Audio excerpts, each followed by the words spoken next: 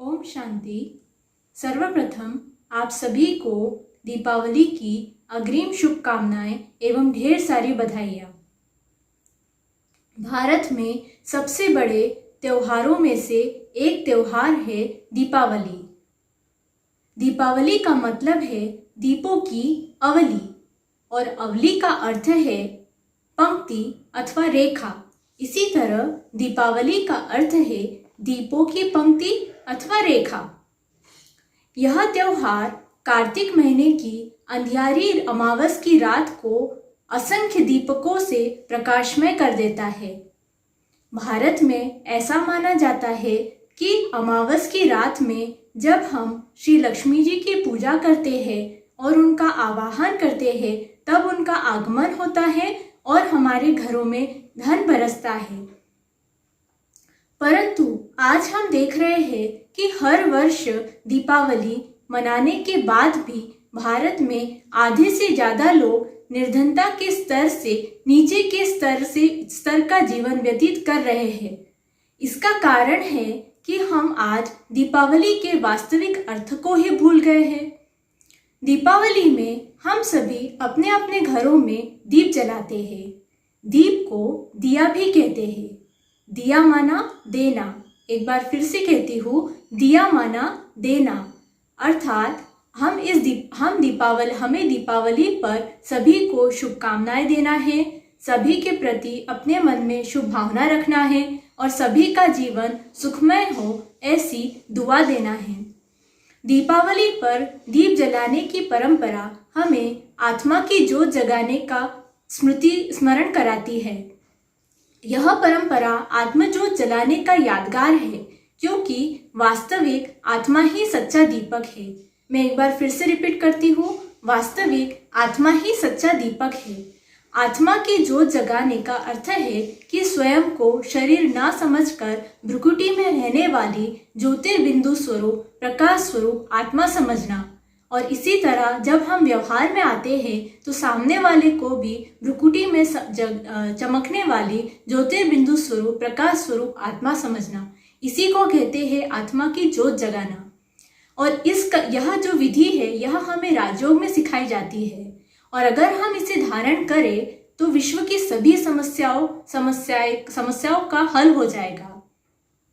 क्योंकि आज अगर हम देखें तो जब हम सामने वाले के शरीर को देखते हैं तो शरीर समझने के कारण ही कई भेद जैसे कि काला, गोरा, अपना, पराया, अमीर, गरीब, जाति भेद, धर्म भेद आदि उत्पन्न होते हैं। और सामने वाले को आत्मा न समझते हुए शरीर समझने के कारण ही काम, क्रोध, लोभ, मोह, अहंकार जैसे आदि विकार भी उत्पन्न होते हैं। लेकिन अगर हम स्वयं को भी ज्योतिर्बिंदु स्वरूप प्रकाश स्वरूप आत्मा समझे और सामने वाले को भी उस एक सर्वशक्तिवान की संतान ज्योतिर्बिंदु स्वरूप आत्मा समझे तो विश्व में राष्ट्रीय एकात्मता आ जाएगी और सभी समस्याएं हल हो जाएगी।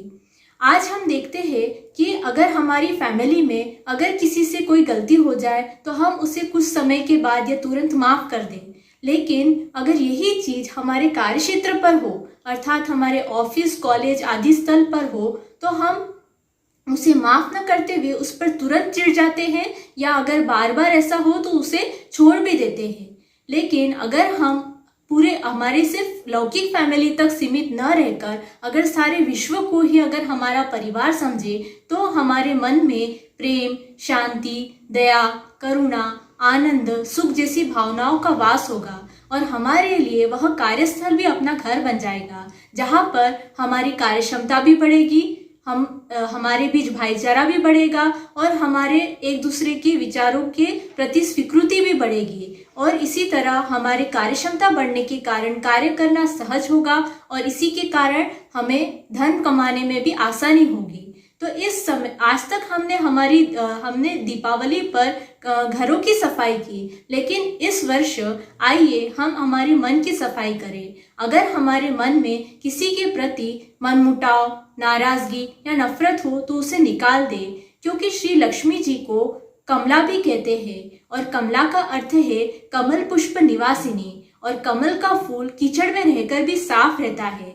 इसका अर्थ है श्री लक्ष्मी जी की हमसे अपेक्षा है कि हम इस कलयुग में रहकर, इस काली अंधेरी रात में रहकर, इस कलयुग की घोर अंधियारे में रहकर भी अपने मन को साफ रखें। तो इस दिवाली पर घरों की सफाई के साथ साथ अपने मन की भी सफाई करें और हमारे आत्मा की ज्योति को जलाई रखें, क्योंकि वास्तविक आत्मा ही सच्चा दीपक है।